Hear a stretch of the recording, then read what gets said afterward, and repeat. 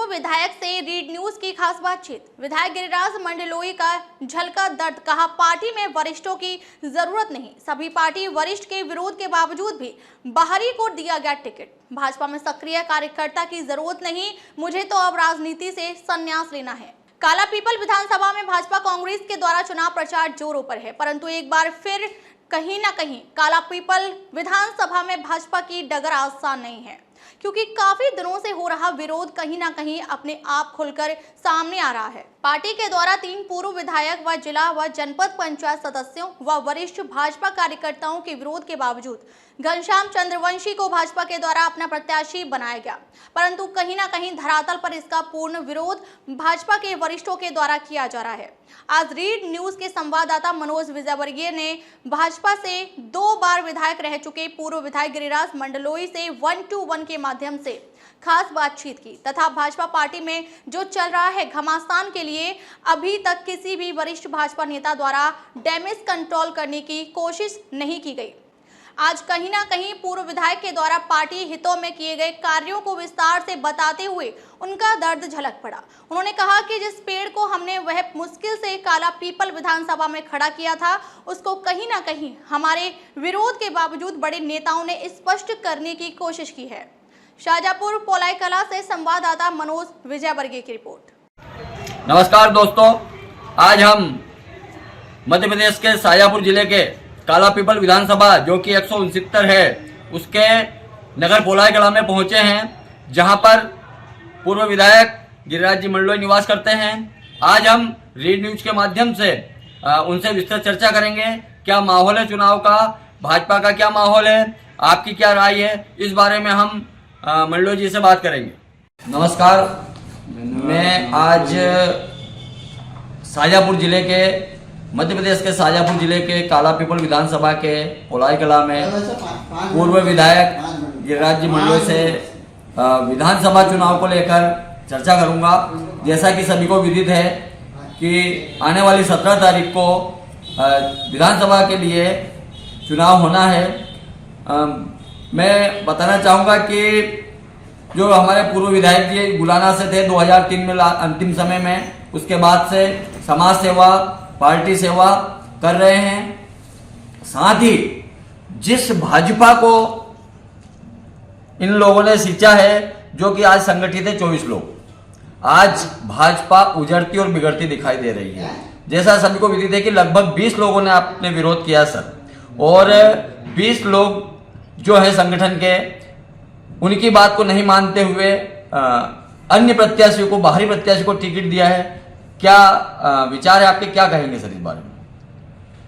बहुत प्रयास हुआ है, हमने 1.5 महीने से संगठन को अवगत कराया कि आप बाहर से किसी को न लाएं। सब हमको आश्वासन तो इतना देते रहे, ठीक है विचार करेंगे, लेकिन उन्होंने भीतर क्या विचार किया वो तो सामने आ गया कि उन्होंने बाहरी बात को नहीं माना।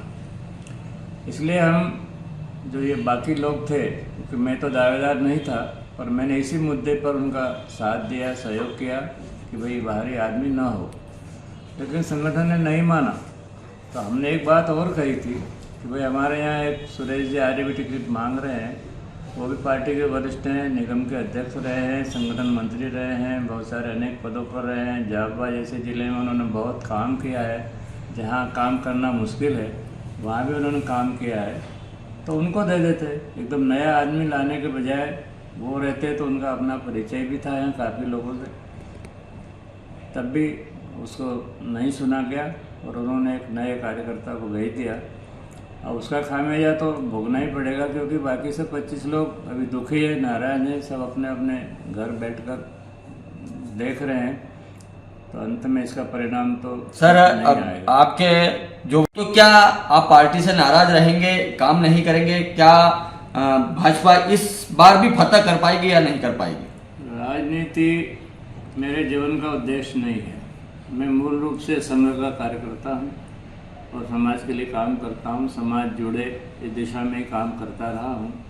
हर परिस्थिति में मैंने अपना मान अपमान सहकर काम किया है। पिछले 60 सालों से मैं निरंतर काम कर रहा हूँ और मैंने सबको निभाने का काम किया है। अब ये जो परिस्थितियां हैं ये मेरे स्वभाव के अनुकूल नहीं है, इसलिए मैं सोच ही रहा था बहुत समय से कि इसी राजनीति में रहने का कोई उद्देश्य मेरा नहीं है। मैं अब धीरे धीरे इन सब चीज़ों से मुक्त होना चाहता हूँ। अब नए लोग आ गए हैं, जैसा उनको लगेगा वो करेंगे। मैं तो धीरे धीरे इन चीज़ों से दूर रहने वाला हूँ। सर, अभी तक कांग्रेस पे आरोप लग रहे थे कि कांग्रेस में टिकट बंटती है और बिकती है।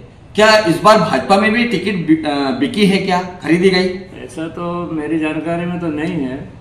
अब राजनीति जिस रूप में आज देश भर में चल रही है उसमें ऐसी कई बातें सामने आती है, लेकिन उसको सत्य सिद्ध करना बहुत कठिन है, क्योंकि ये सब काम भीतर भीतर होते हैं। अब किसने क्या किया ये तो भगवान जाने, वो नेता जाने, क्योंकि मेरे को ऐसी कोई जानकारी नहीं है। पर सर 25 जो लोग थे, आप स्थानीय होने के बाद वरिष्ठ हैं, पूर्व विधायक है, जिला पंचायत सदस्य हैं, तमाम सारे लोग एकत्रित होकर भी प्रत्याशी नहीं बदल पाए या वरिष्ठों ने आपका कहना नहीं माना। सर, आप ऐसे क्यों नकार रहे हैं कि भाजपा में टिकट नहीं बिकता है? क्या होता है, कई बार बड़े पद पर बैठे हुए लोग किसी व्यक्ति का सपोर्ट कर देते हैं, उनका अपना संपर्क संबंध उनसे अच्छा हो सकता है, उनकी नज़र में वो अच्छा हो सकता है, इसलिए ऐसा निर्णय कर देते हैं। अब हम 25 लोग भी अगर अयोग्य हो गए तो बड़े आदमी की सोच को हमको देखना पड़ता है कि कैसी सोच है। केवल एक आदमी के प्रति जो समाज के लिए काम करने वाले लोग हैं उनकी उपेक्षा करना और उनसे न बात करना, न उनको समझाने का प्रयास करना, ये एक अलग दृश्य दिखाई दे रहा है जो वास्तव में बहुत दुखदायी है, बहुत पीड़ा वाला है। सर, इस नगर में और इस क्षेत्र में आप लोगों ने जितना भाजपा को बचपन से उठाकर यहाँ तक लाए हैं, इस स्थिति में लाए हैं, तो आपको कहीं ना कहीं इस मामले में दुख तो होगा ना। तो वरिष्ठों ने आपकी बात मानी और जो वर्तमान प्रत्याशी है वो भी संपर्क में नहीं है। विगत दिनों केंद्रीय कार्यालय का उद्घाटन हुआ जहां पर वरिष्ठों को भी नहीं याद किया गया और न ही फ्लैक्स में आपका फोटो थे। सर, आपके मन में क्या लग रहा है, क्या ग्लानि हो रही है, क्या भाव है आपके सर इस मामले? देखिए, सीधा सीधा आदमी का अहंकार झलक रहा है कि भाई इतने वरिष्ठ लोगों को भी कार्ड में नाम नहीं लिखना, उनको बुलाना नहीं। अभी उनकी सोच है, उसका दुष्परिणाम तो उन्हें भोगना ही पड़ेगा। सर, क्या जब से कालापीपल विधानसभा बनी है तब से 2 बार भाजपा आई, 1 बार कांग्रेस आई, क्या इस बार भी कांग्रेस का परचम लहरा पाएगा फिर? अभी तो लगभग संघर्ष बराबर चल रहा है, ऐसी जानकारी मिलती है, क्योंकि भाजपा के जो मतदाता हैं बहुत कम बदलते हैं और ऐसे ही कांग्रेस के मतदाता बहुत कम बदलते हैं। तो बीच के जो लोग रहते हैं वो परिणाम बदल देते हैं।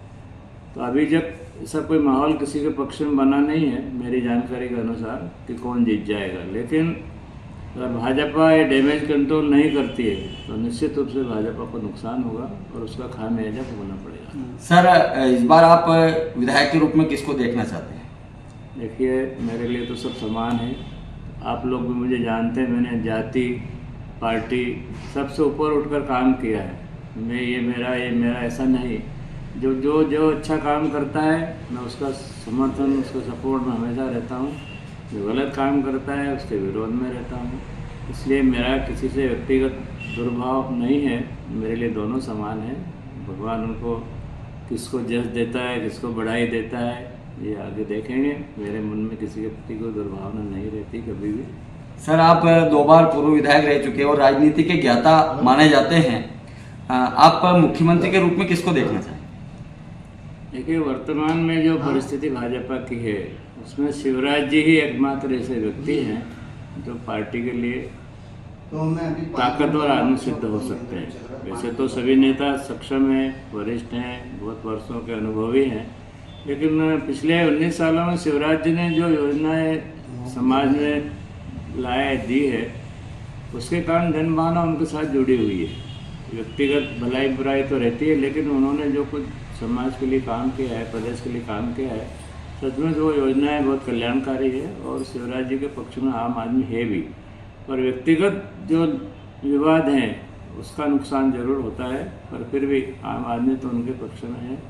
शिवराज जी एक अच्छे मुख्यमंत्री रहे हैं, आगे तो फिर ईश्वर की इच्छा जो भी सर हर बार शिवराज जी को प्रोजेक्ट कर दिया जाता था, इस बार नरेंद्र सिंह तोमर जी भी हैं, कैलाश विजयवर्गीय भी हैं, सिंधिया जी भी हैं, फिर इस बार प्रोजेक्ट क्यों नहीं किया गया सर? राजनीति का तमाशा अजीब है। क्या होता है, जहाँ अधिक सक्षम लोग होते हैं तो एक आदमी का नाम लेने से बाकी को नाराजी हो सकती है।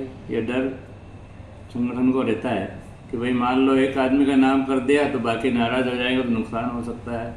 क्योंकि सिंधिया जी भी हमारे पार्टी में आने के बाद बहुत सामर्थ्यवान व्यक्ति है, अच्छे व्यक्ति हैं, कैलाश जी भी हैं, नरेंद्र सिंह तोमर भी हैं। अब इनको पार्टी नाराज करना नहीं चाहती है, इसलिए किसी का नाम उन्होंने प्रपोज नहीं किया। तो जिनको विधानसभा चुनाव लड़ाया कि भाई अब आप लोग जीत के आओ और अपने अपने शक्ति का प्रदर्शन करो, जब बहुमत दिखेगा उसका नाम प्रपोज कर देंगे आखिरी में। सर लास्ट सवाल है, जैसे आपने कहा कि सिंधिया जी हमारी पार्टी में आने के बाद बहुत अच्छे व्यक्ति हैं, तो क्या भाजपा एक वॉशिंग मशीन है जो कांग्रेस में बंधा रहता है और जैसे बीजेपी में आता तो वो अच्छा हो जाता है? सर देखो, सिंधिया जी का तो शुरू से ही उनका पिताजी के ज़माने से हम तो उनसे व्यक्तिगत रूप से जुड़े रहे हैं। हमारा परिवार जब उनका राज्य था वो परिवार वास्तव में बहुत अच्छा रहा। बहुत ऐसे स्वभाव के लोग वो नहीं रहे जो नुकसान पहुंचाते हैं देश को, समाज को। अब विरोधी पार्टी है इसलिए थोड़ा बहुत आदमी बोलता ही है पक्ष विपक्ष में, पर यूँ सक्षम। अब तक के लिए बस इतना ही, फिर मिलते हैं कुछ ऐसी ही बड़ी खबर के साथ। तब तक के लिए नमस्कार और बने रहें रीड न्यूज़ पर।